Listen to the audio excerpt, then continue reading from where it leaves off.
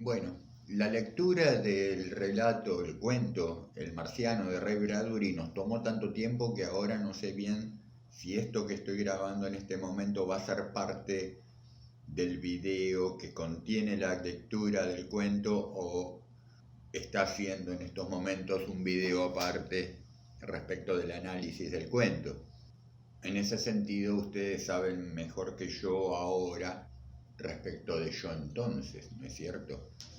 Este cuento, El Marciano, es una de las crónicas contenidas en Crónicas Marcianas, el que tal vez sea el libro más icónico en la bibliografía de Bradbury. En algún video anterior, ya no recuerdo cuál, hablando del tema de la ciencia ficción, en algún momento yo dije que Ray Bradbury es representativo de esa categoría a la que podemos llamar, alguien ha llamado ciencia ficción soft, blanda, ¿no es cierto? En contraste con otro tipo de ciencia ficción, tal vez la más genuina desde algún lugar, desde algún punto de vista, pero que en comparación se le llamaría ciencia ficción hard, dura. Esto es que Ray Bradbury, y no solamente él, todos los representantes de la ciencia ficción blanda, no tienen la atención puesta tanto tal vez en las condiciones propias del género de ciencia ficción, no tanto como que en realidad lo que hacen es tomar la ciencia ficción, servirse de sus posibilidades para dar cuenta de otra cosa, ¿no es cierto? Creo que este cuento, El Marciano, es muy ejemplificativo de esto que estoy diciendo. Y en sí mismo todo el libro Crónicas Marcianas. Crónicas Marcianas es un libro de cuentos, pero como con un entramado que las liga bajo este aspecto de crónica. Esto quiere decir que cada cuento es independiente, se puede leer por separado de los otros, pero reunidos en un libro dan cuenta de un sentido que a cada cuento los atraviesa, ¿no es cierto? El sentido de la crónica. Así, El Marciano corresponde a la crónica de septiembre de 2005. Ray Bradbury publica Crónicas Marcianas en 1946, para lo cual el año 2005 para él en ese momento todavía era el futuro, ¿no es cierto? De hecho, la primera crónica, es decir, el primer cuento titulado El verano del cohete, corresponde a la primera crónica, la de enero de 1999.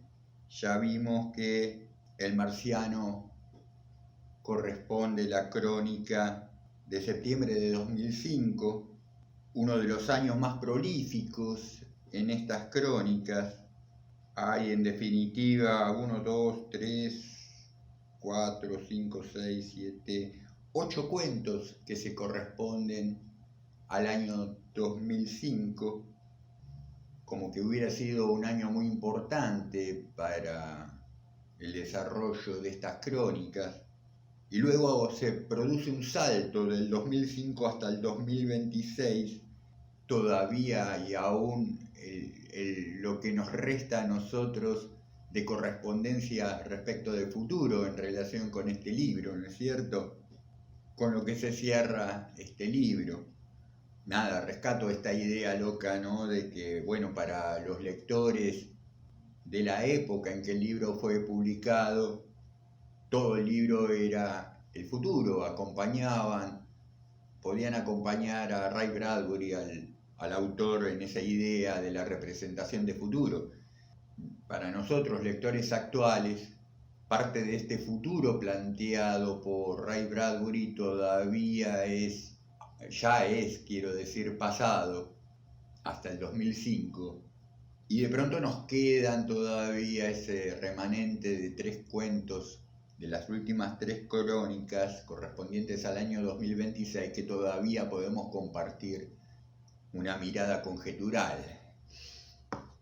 Podemos decir que los autores de ciencia ficción, sean tanto de la categoría blanda como de la dura, han sido como muy optimistas en algún aspecto respecto de los avances tecnológicos de la humanidad, ¿no es cierto?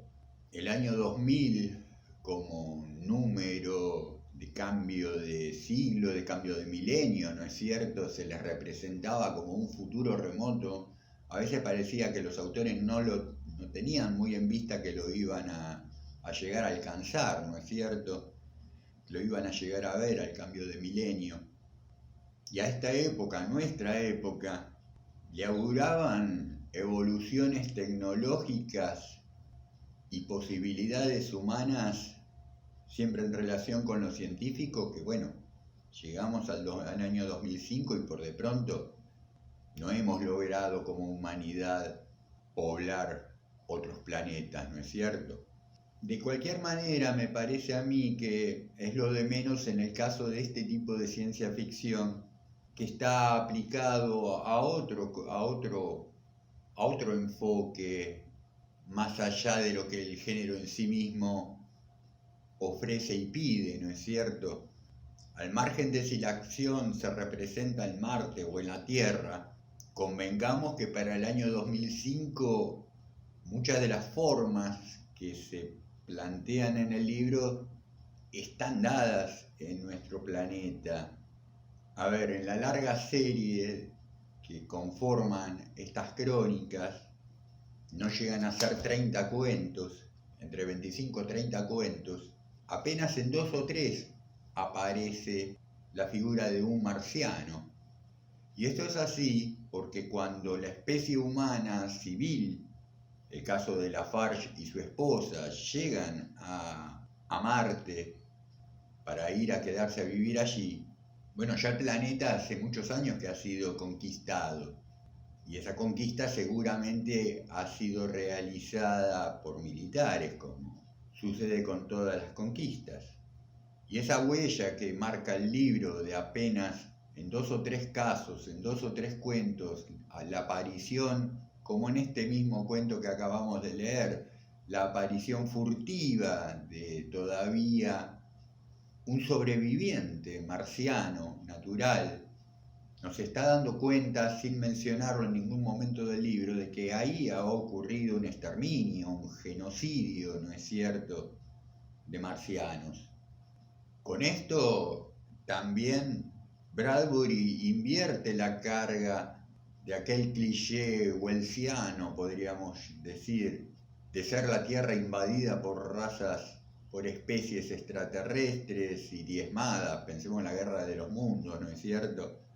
No, aquí pasó que no es la Tierra la que ha sido sojuzgada por especies extraterrestres, sino que fue la especie humana la que fue a invadir un planeta y evidentemente terminó con toda una especie, la especie originaria de ese planeta, de la cual quedan 2 o 3 sobrevivientes y ya estamos viendo que cuando se los encuentra, bien que mal, se los mata, ¿no es cierto?, de un modo u otro. Es notable también que en este Marte humanizado se ha reconstruido el paisaje de la Tierra, pero aún en esa reconstrucción del paisaje de la Tierra, bueno, por de pronto tenemos 2 lunas, ¿no? Y las lluvias son muy permanentes, son permanentes de hecho. La lluvia está muy presente en todos los cuentos, desde el comienzo, desde el primero hasta el último, como si el planeta mismo se resistiera a ya no poder plantear su impronta, ¿no es cierto? Entonces ese paisaje, que en su descripción es muy parecido al Illinois en que nació Bradbury y en que transcurren muchos de sus cuentos de otros libros y sus novelas, los campos de Illinois que los argentinos podemos compararlos con nuestra llanura pampeana, ¿no es cierto? Esas planicies de las que también dimos cuenta cuando hablamos del cuento Como vuelvo de Bewart, planicies sin relieve, sin mayor diferencia a la vista desde el lugar del observador hasta el horizonte. Vamos que si bien se trata de campos, de espacios rurales, pero aún vacíos, que lo emparentan mucho con la imagen y el paisaje del desierto, ¿no es cierto? El desierto, aquel lugar donde se prefigura que no hay distracciones. Nadie se puede distraer en el desierto, no hay nada que te distraiga, porque todo es igual. Lo mismo en estos campos llanos, ¿no es cierto? Lo mismo en la llanura pampeana, lo mismo en los campos de Illinois, donde a lo sumo uno podrá ver una plantación de girasoles todos iguales, desde el borde hasta el infinito, donde se produce un acostumbramiento de la mirada hacia el exterior, que obliga, para no perecer de aburrimiento, a interiorizar la mirada, ¿no es cierto? Bueno, Marte, en este libro al menos, se plantea como un lugar de desiertos, con lo cual el paisaje de Illinois pudo haber sido muy asimilable. Este cuento en particular, además, El Marciano, en el contexto de dar cuenta de la conducta salvaje, depredadora, imperialista de la especie humana, en este cuento en particular se muestra cuál es la flaqueza, la debilidad del monstruo que en este caso no es el marciano, es el ser humano, el conquistador, el destructor. Y esa debilidad parece ser, por lo que nos describe Bradbury, es la extrañeza, ¿no es cierto? En un mundo extrañado, desfamiliarizado, la debilidad del monstruo, del protagonista, es su propia extrañeza hacia lo familiar perdido. Y otra vez su irresoluble, otra vez en términos literarios, digo, su irresoluble relación con la figura del doble, tema recurrente en la literatura, no solamente ya fantástica, también en la realista, por lo menos desde el siglo XIX esta parte, sino de antes. Lo que yo estoy haciendo es una lectura interpretativa de este cuento, lo que no significa que no pueda haber otras. Vuelvo a decir, nunca se agota la interpretación que podamos hacer de un texto, y además, digámoslo claramente, la lectura que uno haga de un texto nunca va a dejar de ser recortada y a la vez tendenciosa, ¿no? Es decir, yo interpreto de un texto lo que a mí más me interesa, el enfoque que más me interesa analizar. Aún así, ciñéndome a mi propio enfoque, creo que no voy a terminar de analizar a fondo desde mi propia perspectiva. Para finalizar, prefiero quedarme con aquella reflexión que hace Jorge Luis Borges en el propio prólogo del libro Crónicas Marcianas de Ray Bradbury, cuando en relación con esto que estoy diciendo acerca de las intenciones del escritor, Borges dice: ¿qué importa que la invasión haya sido a Marte o a Bélgica en 1914? De lo que se trata es de dar cuenta de la naturaleza sustancial, medular, psicológica, característica del invasor, porque tal vez una de las caracterizaciones más singulares que se puede hacer en relación con la palabra hombre, si se dice, entre otras cuestiones, que el hombre es un animal que razona, el hombre es un animal que especula, entre estas características de definiciones podríamos agregar: el hombre es un animal que invade. Entonces es verdad lo que dice Borges, da lo mismo la invasión, si es a Marte en el año 2000, 3050 o a Bélgica en 1914. En fin, mis queridos, creo que Borges siempre va a ser un gran broche de oro para cerrar. Te cierra cualquier video, hables de lo que hables. Un día les hago un tutorial acerca de cómo cocino yo un guiso de lentejas y al final te lo cierro con una frase de Borges. Espero hayan disfrutado de este análisis. la anterior lectura. Como saben, siempre pueden dejarme sus comentarios, sus apreciaciones, sus disgustos. Y como siempre también les pido, compartan este canal con sus allegados, parientes y vecinos. Suscríbanse, dejen likes.